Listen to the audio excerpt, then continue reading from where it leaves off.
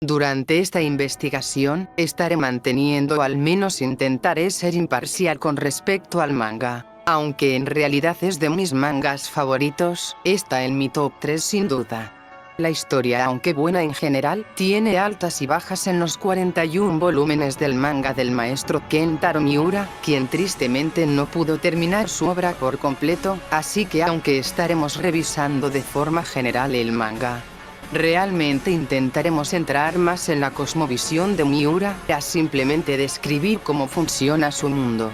Así que no iremos en un orden cronológico específico, ya que vamos a conocer sus influencias, inspiraciones y elementos de otras obras que complementan al mundo de Berserk. Empecemos con una pregunta clave en el fandom de Berserk: ¿hay filosofía en Berserk? A lo que podemos responder positivamente sin tanto problema, pero esa no es la pregunta de este análisis, sino que buscamos responder si acaso Berserk es una obra filosófica. La diferencia radica en que una obra como Naruto, Dragon Ball o Bleach pueden tener elementos filosóficos retomados, ya sea Viaje al Oeste, Musashi de Eiji Yoshikawa, Conan el Bárbaro o Mitología del País de los Autores. Esto no implica que la obra por sí misma sea filosófica, aunque tenga filosofía en el contenido. Sin duda la obra de Miura es extensa, por eso mismo es que tenemos bastantes escenas icónicas que tanto visualmente como narrativamente, logran transmitir al espectador las emociones de los personajes y al mismo tiempo se vea un aura de misticismo, de lo sobrenatural en su mundo. Al punto en que los personajes hablan de forma poética para explicar los acontecimientos de la causalidad. Ahora bien, si tuviéramos que elegir así a dónde se inclina Berserk, podríamos relacionarlo más con obras como Conan el Bárbaro de Robert E. Howard o las obras de su amigo Lovecraft, los mitos de Cthulhu, siendo los viajes entre reinos de Berserk análogos, aunque no iguales, a las aventuras de Randolph Carter en Dreamlands, principalmente la visión en el relato de A través de las puertas de la llave de plata o la búsqueda onírica de la desconocida Kadat, donde si analizamos tanto Lovecraft como Berserk, podemos notar que la función de los reinos oscuros dentro del género de la fantasía oscura son contralógicos, que aunque no le descarta su papel filosófico, más bien lo delimita como una anti-metafísica, que sirve con reglas alternas y en ciertos casos contrarias a los sistemas metafísicos más clásicos. En el caso de Berserk, existen dimensiones o reinos superpuestos en el mismo universo, es decir, que están en el mismo espacio, solamente sin existir físicamente, sino como densidades de energía, que funciona gracias a una dualidad, la causalidad como elemento principal que permite que todo en el universo se mantenga en flujo, y la mano de Dios o el odio de los humanos, que contrariamente a lo que podemos pensar, este odio no sirve como fuerza opuesta al bien. De hecho, no depende su existencia de la propiedad que la compone, el odio, sino que los humanos mismos son quienes le dan esta forma al llenar el plano mortal o físico de sentimientos de odio, que tanto para Lovecraft como Miura, no son sustancias en sí mismas. Los valores como bondad, maldad, empatía, odio, amor, son el resultado de los deseos causales de cada persona.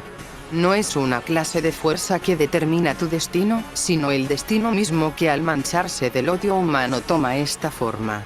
Algo que en realidad tiene parentesco con el Dios de Spinoza. Para este filósofo, Dios es el todo que no se limita a nada. Incluso sería erróneo pensar que se limita a ser todo el universo, todas las emociones o cualquier propiedad, solamente se aproxima a lo que realmente representa Dios, que obviamente no funciona igual para Berserk, aunque sí cumple con varios de los aspectos de Dios. Simplemente lo que podríamos añadir es una perspectiva arquetípica de estas entidades, como fuera de todo tipo de dualidad, ya que los dualismo o cartesianismo, que dividen en dos sustancias o existencias holistas, terminan sin poder realmente explicar la totalidad de lo que hablan y sobre todo, no constatar a la causalidad de su papel, que para el manga de Berserk prácticamente le dota un papel óntico a la historia, aunque no ontológico a la realidad. Es decir, el universo se rige por causalidad, pero la existencia de los seres conscientes se rige por su propio libre albedrío. que claro, incluso así no pueden cambiar su realidad a solo fuerza de voluntad. Los campesinos de ese mundo no pueden convertirse en reyes si así lo desearán con todo su espíritu o incluso mejor, la propia mano de Dios limita el concepto de la mano de Dios, lo que implica que no podemos conocerla propiamente. De hecho, como mencionamos al principio, esta anti-metafísica en Berserk funciona rompiendo los órdenes lógicos o mereológicos que conocemos, para mostrarnos la existencia de entidades fuera o más allá de la comprensión humana, no por ser muy grandes, extensos o de dimensiones infinitas como con Lovecraft, sino que su estatus de existencia se opone a nuestro entendimiento de categorías o composiciones del mundo. Lo que narrativamente es muy interesante, pero que filosóficamente demuestra que la obra es limitada o corta en su propia filosofía, al crear su propio sistema, en el que la obra tiene mucho contenido filosófico, ya que a pesar de la complejidad del propio manga, solamente crea un programa tautológico en el que la historia y hazañas de Guts tenga que ser circular o extender en complejidad cosas simples, con tal de tener satisfecho al extenso público del manga, que durante décadas influenciaron en el proceso creativo de Miura. Lo que podríamos simplificar, con el sesgo cognitivo de cuanto más complicado mejor, que al no encontrar relación entre patrones el cerebro busca crear relaciones causales donde no las hay, siendo una de las más comunes creer que la complejidad implica siempre un valor positivo, o en cambio se relaciona con un buen trabajo.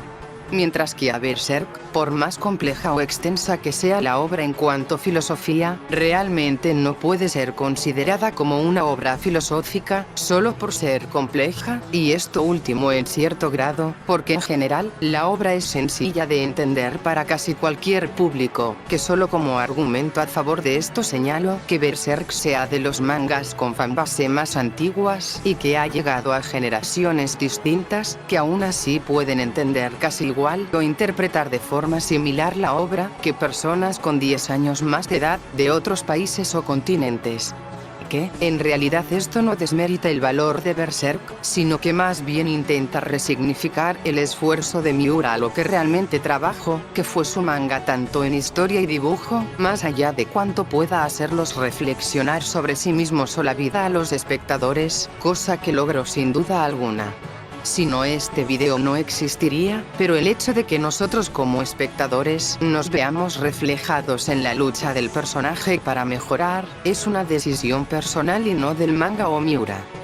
Es en realidad simple. Berserk, a diferencia de obras filosóficas, no presenta su mundo con la intención de transformar a su espectador, sino de transportarlo al mundo de fantasía creado por Kentaro Miura. Es por eso que la narrativa visual es tan importante, ayuda a crear esa ilusión donde somos espectadores u otros acompañantes del viaje de Guts, quien no es un sabio o tiene las respuestas, sino que junto con nosotros crece y va encontrando diversas preguntas, respuestas y caminos para su historia, que no constan por sí mismos de otra metahistoria, sino de ramas del gran árbol que es el viaje del héroe de Guts, que tiene más de soldado que filósofo, pero incluso así, tal como en la Ilíada, el Mahabharata o los Edas nórdicas sobre el Ragnarok. La filosofía se mantiene en el aire, pero los personajes no tienen tiempo de detenerse a reflexionar sobre sus acciones. En el Mahabharata, en realidad sí sucede con Arjuna en el libro sexto, pero Arjuna no es el único protagonista de esta historia, mientras que los demás no tienen la reflexión de Arjuna, al tener que pelear o actuar durante un enfrentamiento, batalla o guerra que causará el fin del mundo metafórica o literalmente. Para el primer caso, el fin del mundo es una transformación total del status quo hacia uno distinto, y para los casos literales suele ser el despertar o nacimiento de una deidad que reinicia el ciclo cósmico para dar lugar a un nuevo universo con distinta vida. Lo podríamos distinguir los fines del mundo metafóricos como transformativos y los fines del mundo literal como performativos. Dentro de este contexto de guerra, conflicto y escatológico, es donde transcurre la historia de Berserk, que toma para su propio fin del mundo, retoma elementos metafóricos y literales, así que Guts, como dijimos antes, no tiene siempre el tiempo de reflexionar o detenerse en su aventura para hacer filosofía, sino que el desarrollo del mundo y sus situaciones son las que ponen al protagonista a reconsiderar su viaje. Que Berserk se alimenta y tiene como inspiración otras obras de fantasía oscura medieval no debería ser sorpresa para cualquier fan, que aunque Miura retoma elementos de Conan el Bárbaro, la historia de Robert E. Howard es una de las fuentes más claras en Berserk, aunque el propio Kentaro jamás referenció directamente a la misma en su obra. Podemos ver que las adaptaciones de esta, como los cómics de Marvel sobre Conan el Bárbaro de Stan Lee, Roy Thomas, John Buscema, Barry Smith, entre otros más, que ayudaron a crear las aventuras de Conan a color, que a pesar de parecer obvio, la versión a blanco y negro de la espada salvaje de Conan, donde las aventuras se tornan más oscuras, junto con un estilo sombrío y grotesco, que a pesar de tener elementos de sangre, desmembramientos o gore en general, no es el punto principal, sino el terror que pueden causar las entidades o criaturas sobrenaturales cuyos cuerpos son brutales, grotescos y exagerados, para representar monstruos o males que el héroe no pueda vencer solo con su. Los comienzos de ambas historias tienen parentescos, que aunque no sean iguales, se puede notar un inicio similar para ambos protagonistas. Las criaturas o conceptos de la transformación de humanos a sus versiones perversas vista durante el eclipse de Berserk, o incluso elemento común en mangas como One Punch Man, viene del manga de Devilman, que creó varios diseños de personajes referenciados posteriormente por otros autores como forma de homenaje a este manga, que podríamos considerar uno de los padres del manga como medio, ya que incluso Miura tomó inspiración directa de Devilman para elementos clave de la historia, siendo una de las influencias principales de las criaturas o panteón sobrenatural de Berserk este gran clásico, que además de añadir elementos de criaturas comunes aumentadas con magia, rehúsa los elementos de la imaginación medieval junto a la cultura japonesa de los yokai. Esto nos da lugar a diferentes criaturas mágicas que retoman elementos de criaturas que conocemos como en los juegos de rol de Dungeons and Dragons, pero sumándole la parte espiritual y de habilidades mágicas e únicas de los yokai japoneses, lo que vemos dentro del propio Devilman e incluso Berserk, ya que vemos una influencia entre ambas obras mutuamente. Cuando hablamos de Devilman, vemos como la mayoría de sus monstruos, bestias y demonios devienen de varias visiones medievales sobre entes sobrenaturales, los propios yokai japoneses, ya que Devilman es un manga que combina diferentes visiones o mitos de la cultura para convertirlo en personajes de su historia, que no son solamente un dibujo o representación física de estas entidades, sino que encarnan diferentes conceptos, creencias o devienen de alguna propiedad del mundo, además de manipular la propia realidad de forma sobrenatural, por su naturaleza fuera del reino y leyes humanas, que para Berserk funciona como un dualismo entre el reino mortal y fantasía, que a pesar de habitar un espacio similar, el tiempo y estatus de existencia es otro, ya sea que el tiempo funcione más lento o rápido en otros reinos, como puede ser que sea imposible entrar a reinos o planos mágicos para seres humanos, por su propia naturaleza material y física, a pesar de que los reinos mágicos existan aún en ese mundo físico, pero no el material. Al menos hasta que Femto destruyó el velo que separa a ambos reinos, obligando a los seres de existencia sobrenatural o mágica a habitar en el reino mortal. Para Devilman, durante toda la historia, el tipo de terror no es uno sobrenatural o de criaturas de otro mundo, sino uno escatológico, es decir, del fin del mundo, de un apocalipsis, como señalamos en obras anteriores como la mitología nórdica con el Ragnarok, o incluso el apocalipsis bíblico, que sirven como inspiración para estas obras, que crean fines del mundo. En el caso de Berserk podríamos señalar como principal inspiración el Ragnarok nórdico y el propio Mahabharata. Mientras que para Devilman el apocalipsis bíblico y la cosmovisión de la Edad Media sobre criaturas no humanas o pseudoanimales en el mundo. ya que el fin del mundo de Berserk es uno cíclico como la guerra de Kurukshetra del texto hindú, y para Devilman es un fin último como el apocalipsis bíblico que conocemos aquí en Occidente, con elementos de otras religiones, mitos, leyendas y textos épicos de Oriente. Pero finalmente es una construcción escatológica más occidental en Devilman y una más oriental en Berserk.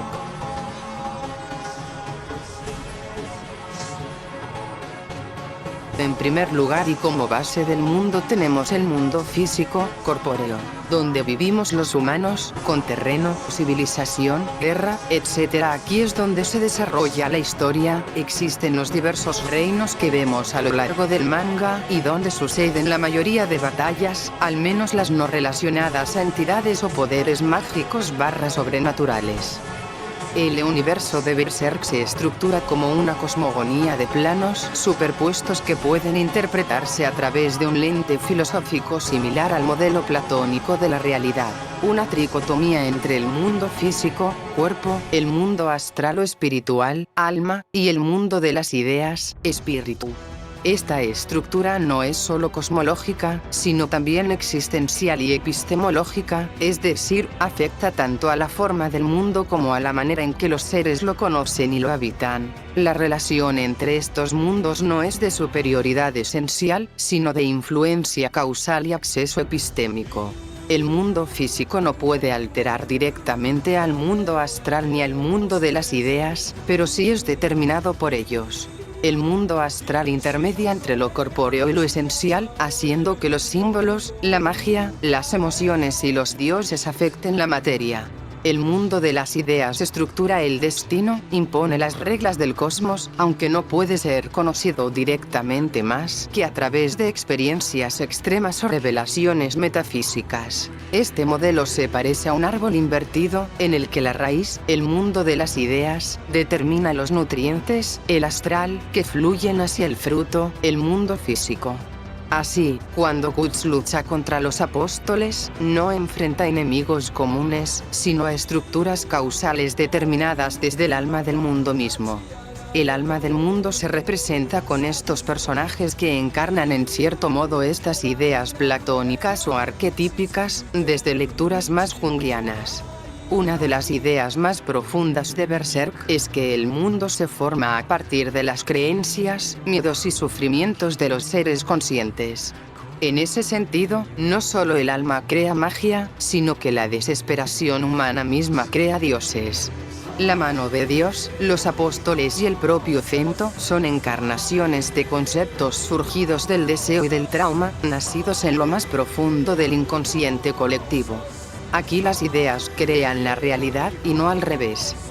Mundo físico. El plano corporal. Este plano representa lo visible, lo material, lo que puede ser tocado y habitado por los humanos. Es el plano de la historia, de los reinos humanos, de la guerra y de la lucha por la supervivencia. Sin embargo, Berserk sugiere que este mundo está profundamente limitado. El cuerpo, en este sentido, es la corteza de la realidad, una interfaz opaca que no permite el acceso directo a la esencia de las cosas. Los humanos comunes, sin contacto con la magia, sin trauma, sin apertura espiritual, viven ignorantes de la verdadera estructura del cosmos. El mundo físico es solo un fragmento, un contenedor que refleja débilmente los planos superiores. Su materia, como los átomos en la física clásica o los quarks en la moderna, esconde una sustancia más etérea y fundamental, el éter, principio esencial del plano espiritual, que se superpone a todas las sustancias o formas corpóreas comunes. Mundo astral. El plano del alma. Este plano contiene el reino de los espíritus, los dioses, los demonios, los apóstoles y los hechiceros. Es un mundo oculto para el hombre ordinario, pero profundamente entrelazado con su existencia. El alma, en Berserk, no es una entidad aislada sino una fuerza relacional. Aquellos que han tocado el abismo, los marcados por el estigma, los usuarios de magia, los cercanos a la muerte, acceden a este plano. es una realidad dependiente de la percepción y la sensibilidad espiritual. Si el sujeto no está abierto al alma, el alma no se le manifiesta, aunque no la pierde enteramente si es incapaz de interactuar con ella o usar las capacidades de la misma. El astral funciona como una dimensión fluida de pensamiento, emoción y símbolo. Aquí las ideas y creencias humanas pueden tomar forma real. Criaturas del folclore, dioses primigenios y entidades oníricas cobran existencia dependiendo de la fuerza simbólica que la humanidad les ha otorgado. En este sentido, el plano astral también representa el inconsciente colectivo de la humanidad, donde los arquetipos viven como entidades autónomas, que aunque en relación con el plano físico no están en una relación de dependencia, sino de conjunción. Mundo de las ideas. El plano del espíritu. Más allá del mundo astral se encuentra el plano del origen puro, a menudo asociado con el mundo de las ideas, una capa que Miura sugiere pero no muestra abiertamente.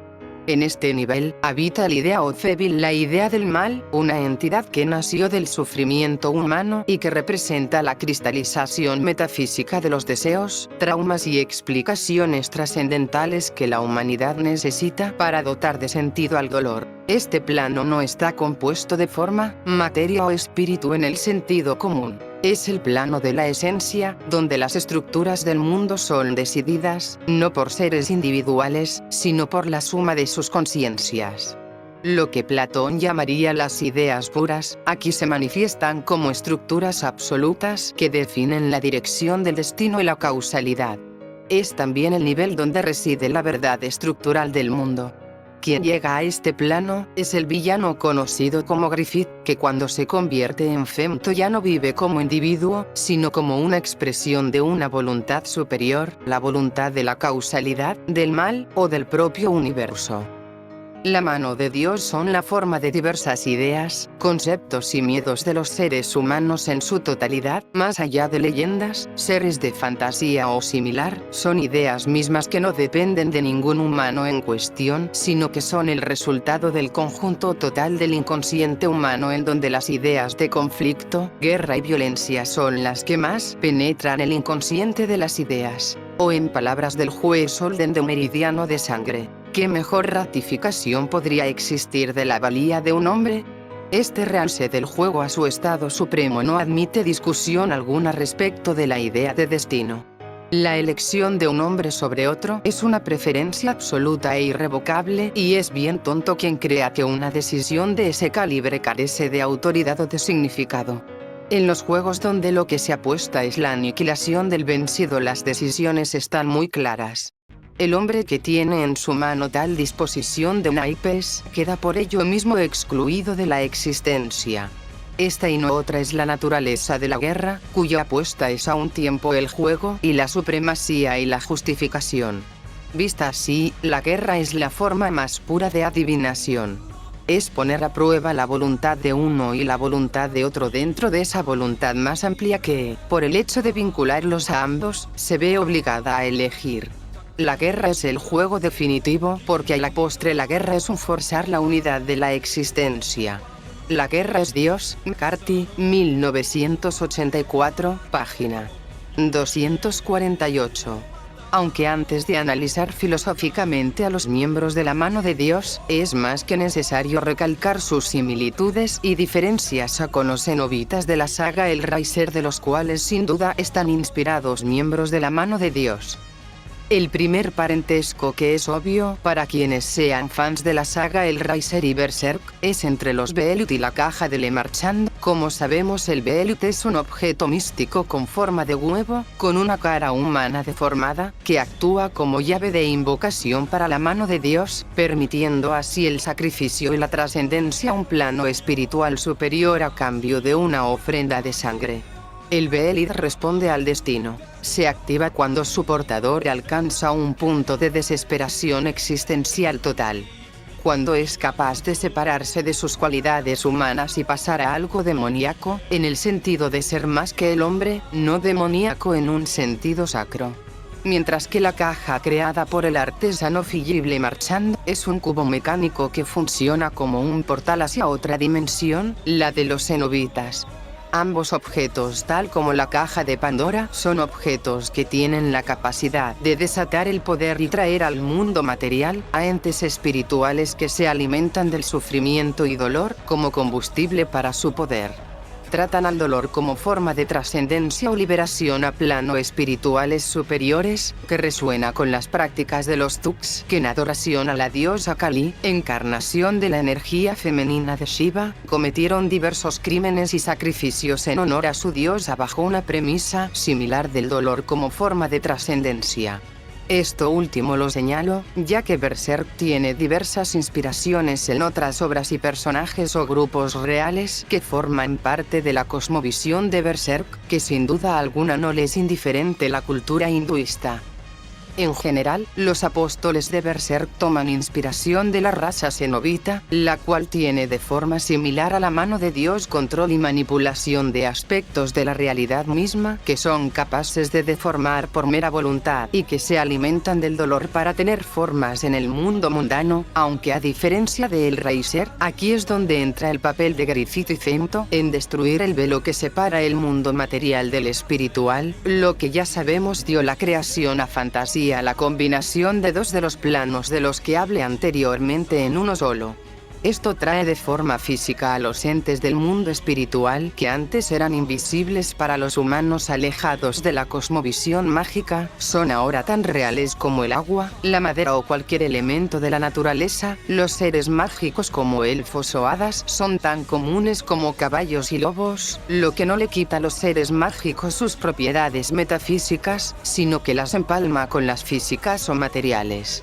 Además que esto justifica lo dicho al principio del video de la anti-metafísica de Berserk, pero no porque no haya metafísica en el manga, sino que existe un nivel fuera de esta o que trabaja con ella sin necesidad de seguir sus reglas o estándares.